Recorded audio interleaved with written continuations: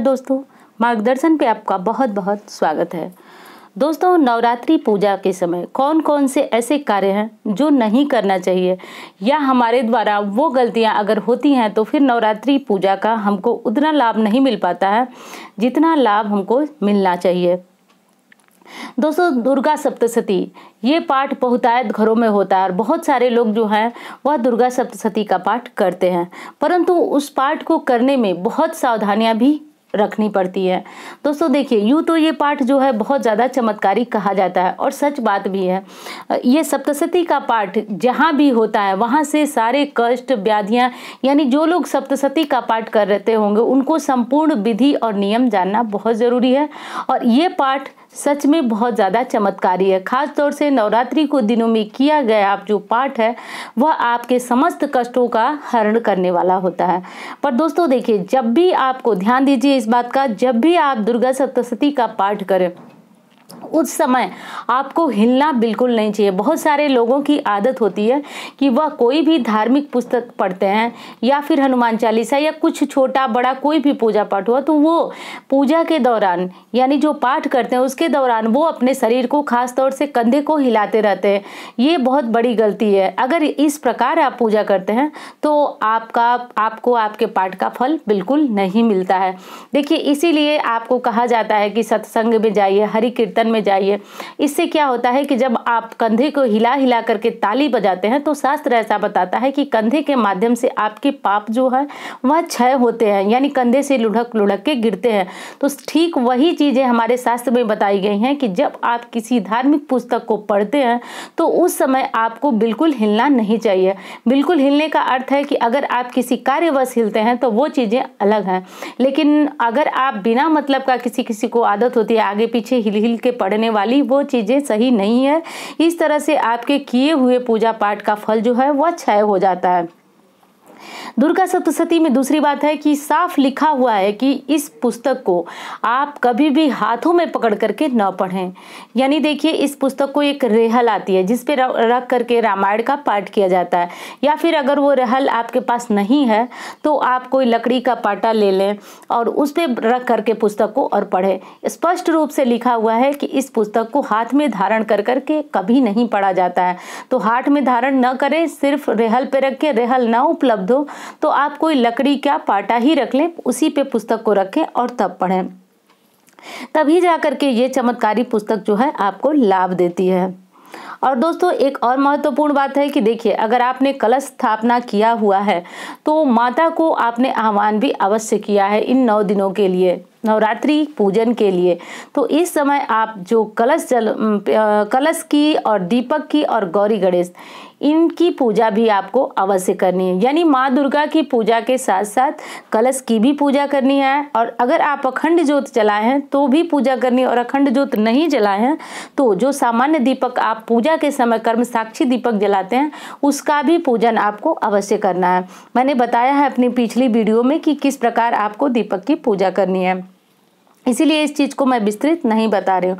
और गौरी गणेश जिनकी स्थापना आपने कलश स्थापना के समय पे की है तो उनकी पूजा भी आप अवश्य करें। अब प्रतिदिन अगर ये पूजा यानी जो 3 पूजा, सिर्फ माता की पूजा आप कर लिए, ये पूजा आपकी संपूर्ण नहीं होती है। दोस्तों, कलश में ही हम देवी देवता का आह्वान करते हैं, और जब तक आप कलश की पूजन यानी जिस प्रकार आप माता को स्नान कराते हैं, भोग चढ़ाते हैं, तिलक लगाते हैं, उसी प्रकार आप संपूर्ण रूप से कलश का भी पूजन करें, दीपक का भी पूजन करें। और दीपक, कलश और गणेश गौरी जी की पूजन ये करने के बाद ही आपकी पूजा जो है वह संपूर्ण होती है। इस बात का ध्यान रखें। अब दोस्तों देखिए, माता दुर्गा बहुत दयालु हैं और वो निश्चित रूप से अपने भक्तों को उनके मन वांछित फल को प्रदान करती हैं। अब नवरात्रि में हम लोग अपने अपने सामर्थ्य के अनुसार उनकी पूजा करते हैं। सामर्थ्य का अर्थ होता है कि कोई दुर्गा सप्तशती के माध्यम से माता को प्रसन्न करता है, और कोई जो है वो दुर्गा सप्तशती के नियमों को जानता ही नहीं है, वो सिर्फ दुर्गा चालीसा ही पढ़ता है, पर उसकी आस्था होती है, वो चाहता है माता को प्रसन्न करना। तो उस स्थिति में भी माता उस भक्त से प्रसन्न होती है, भले ही वो दुर्गा सप्तशती का पाठ न करे, कलश न रखे, 9 दिनों का व्रत न रखे, फिर भी माता उससे प्रसन्न होती है। तो देखिए, अब आपको ये करना है कि जब आपकी पूजा संपूर्ण हो जाती है तो पूजा संपूर्ण होने के बाद क्षमा प्रार्थना आपको अवश्य करना है।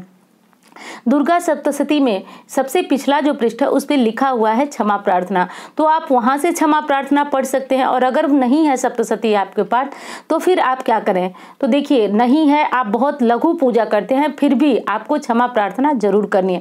अब क्षमा प्रार्थना देखिए, हम मनुष्य हैं और मनुष्य का काम है, उससे छोटी बड़ी गलतियां होती रहती हैं, यानी कोई मनुष्य जो है वह पूर्ण संपूर्ण नहीं हुआ है, तो हमसे भी माता की पूजा में कोई ना कोई गलती होती रहती है।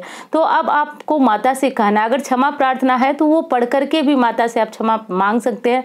पर अगर आपके पास क्षमा प्रार्थना नहीं है, आप नहीं पढ़ पा रहे हैं, तो माता से सामान्य तौर पे आप कहें कि हे माता, जो मैंने मंत्रहीन, क्रियाहीन और भक्तिहीन पूजन किया है वह आप क्षमा करें माता और मुझ पे प्रसन्न हो।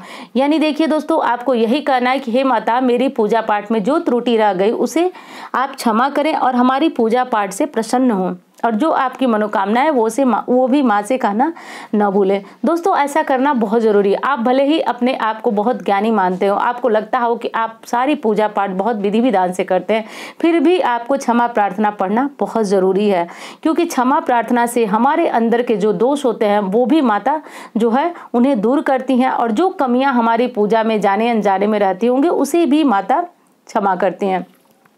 देखिए दोस्तों, कभी कभी हम बहुत कुछ करते हुए, यानी सारी पूजा पाठ की विधि विधान जानते हुए, बहुत अपने अंदर ज्ञान का भंडार रखे हुए भी हम माता को आह्वान करते हैं, विसर्जन करते हैं, जो कुछ भी करते हैं उसमें कभी कभी क्या होता है कि न चाहते हुए हमारा ध्यान भटक जाता है पूजा से, तो वो भी क्या हुई, त्रुटि हुई, वो भी हमारे द्वारा त्रुटि हुई।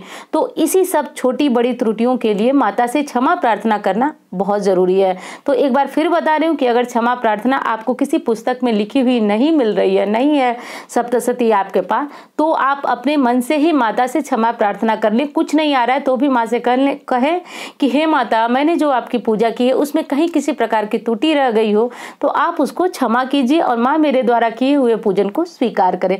तो दोस्तों, माता इतनी दयालु हैं कि वो सच में आपसे अगर कोई छोटी बड़ी जो भी त्रुटि दी हो गई होगी वो माता क्षमा करेंगे। तो इस बात को ध्यान रखें।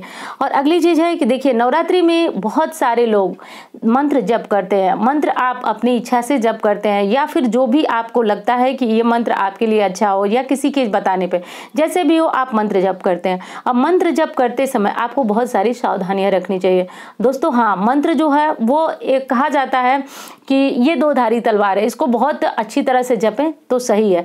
और अगर इसको आप किसी कामना के लिए करते हैं तभी ये नियम लगता है। बाकी अगर किसी कामना के लिए आप नहीं करते हैं, यूं ही माता के नाम को लेते हैं, तब कोई दोष नहीं लगता है। लेकिन अगर आप किसी कामना के लिए एक विधिवत संकल्प लेकर के अनुष्ठान कर रहे हैं तो उस समय आपको बहुत ज़्यादा ध्यान देने की आवश्यकता है। अब दोस्तों, मंत्र आप जप रहे हैं तो मंत्र जपते समय माता दुर्गा के किसी भी मंत्र को जपने के लिए आप रुद्राक्ष की माला का प्रयोग करें। रुद्राक्ष की माला को ले लें और माला जपते समय आपकी माला जो है वह खुली नहीं होनी चाहिए, यानी खुली माला से कभी भी जप नहीं किया जाता है, इस बात का ध्यान रखें। अब जब आप जप कर रहे हो तो या तो गोमुखी हो आपके पास, उसमें रख करके माला को आप जप करें, और गोमुखी नहीं है तो आप किसी साफ वस्त्र को या फिर आप अपने पहने हुए दुपट्टे, साड़ी, जिससे जो भी पहन के आप पूजा करती हैं उसी से माला को ढक लें, पर ढकें जरूर। माला खुली माला से जप कभी नहीं करना चाहिए, ऐसा हमारा शास्त्र बताता है। और दोस्तों, माला जप के समय कनिष्ठा और तर्जनी का स्पर्श माला से बिल्कुल नहीं होना चाहिए, इस बात का भी ध्यान रखें। अगर माला जप के समय कनिष्ठा और तर्जनी उंगली का स्पर्श हो जाता है तो वो माला खंडित मानी जाती है। अगर ऐसा आपके साथ हो रहा है तो उस माला को पुनः जपें, और ऐसा करने से ही आपका जप जो है वह पूर्ण होता है। तो दोस्तों, जप करना नहीं होता है, जप से जुड़े हुए संपूर्ण नियमों को भी ध्यान रखना होता है। और एक बार फिर बता रही हूँ आपको कि ये नियम तभी लागू होते हैं जब माला पे आप जप कर रहे हैं किसी अनुष्ठान के लिए। आप यूं ही माता को प्रसन्न करने के लिए अगर जप कर रहे हैं तब छोटी मोटी कोई त्रुटि उतनी मायने नहीं रखती, उतनी महत्व नहीं रखती, जितना कि जब हम किसी नियम में बंध करके जप करते हैं, किसी संकल्प के माध्यम से जप करते हैं, तो फिर हमें ये सारे नियम बहुत ज़्यादा ध्यान रखने वाली होते हैं। और दोस्तों व्रत जब आप या तो प्रतिपदा का रह रहे हो या अष्टमी का या संपूर्ण नवरात्रि का व्रत रख रहे हो, आपको व्रत के बाद कुछ न कुछ दान जरूर निकालना चाहिए। दोस्तों अगर सप्तशती पढ़ते होंगे तो फिर आपको ज्ञान होगा कि दान क्यों निकाला जाता है। तो देखिए, दान इसलिए निकाला जाता है कि जब हम कोई व्रत करते हैं, कोई अनुष्ठान करते हैं, तो उसके पूर्णाहुति के स्वरूप हम ब्राह्मण भोज कराते हैं। तो देखिए, ये संभव नहीं है कि हम ब्राह्मण भोज करा पाए। तो ब्राह्मण भोज अगर हम नहीं करा पाते हैं तो वही जिसको आप लोग सीधा बोलते हैं, हम सभी लोग जिसको बोलते हैं अनाज सीधा बोलते हैं, तो वो सारी चीज़ों को आप क्या करें कि व्रत के बाद आप ले लें और आप अपने हाथों से स्पर्श कर लें और उसी को आप मंदिर में या किसी ब्राह्मण को दान दे दें। तो ये क्या हो गया, हमें ब्राह्मण भोज का फल दिलाता है। तो दोस्तों इसीलिए किसी व्रत को करें तो उसकी पूर्णाहुति स्वरूप ब्राह्मण नहीं खिला पा रहे हैं हम, क्योंकि देखिए जो समय है वो इतना थोड़ा सा कठिन हो गया है कि हम ब्राह्मण भोज कराने के लिए एक पूरी व्यवस्था करनी पड़ती है। और व्रत जो है हम अक्सर ही रखते हैं, तो उसके लिए एक आसान विधि बताई गई है कि आप सीधा ले लीजिए और उसको ब्राह्मण को दे दीजिए, मंदिर में दान कर दीजिए। तो ये बहुत अच्छा उपाय है, इससे हमारा व्रत भी पूर्ण होता है। क्योंकि दोस्तों व्रत की पूर्णाहुति दान दक्षिणा से होती है, तो आप उसमें सीधा दें और कुछ पैसे दक्षिणा के स्वरूप भी दान करें। अब दक्षिणा का ये अर्थ नहीं है कि आप बिल्कुल 500 1000 इस तरह ही दक्षिणा दें। दोस्तों दक्षिणा अपनी श्रद्धा के अनुसार दी जाती है। 11 रुपये भी दे सकते हैं, 21 रुपये, 51 रुपये, जैसी आपकी श्रद्धा हो उस अनुसार भी आप दक्षिणा दे सकते हैं, परंतु दें जरूर, क्योंकि ब्राह्मण भोज तभी पूर्ण होता है जब आप ब्राह्मण को दक्षिणा देते हैं। तो आप अपनी सीधा के साथ कुछ पैसे भी ब्राह्मण को दक्षिणा स्वरूप दे दें। तो इस तरह से करके चाहे आप नवरात्रि व्रत हो या अन्य कोई व्रत, इस तरह से ही पूर्ण होता है। अगर आप इन नियमों को करते हैं तो समझिए कि माता रानी निश्चित रूप से आपकी पूजा स्वीकार करेंगी। और इनमें से अगर कोई चूक आपसे हो रही है तो दोस्तों आप ये वीडियो देखिए और आप अपने इन नियमों को ध्यान रखिए, क्योंकि मेरी जो भी वीडियो होती है, जो भी बातें होती हैं, वो बिल्कुल शास्त्र के अनुरूप होती है। तो शास्त्र में जैसा बताया गया है मैं बिल्कुल संपूर्ण और सटीक जानकारियाँ आप तक लाती होंगी। और दोस्तों उम्मीद करती हूँ कि वीडियो आपको बहुत अच्छी लगेगी। मिलती हूँ इसी तरह की वीडियो के साथ। धन्यवाद।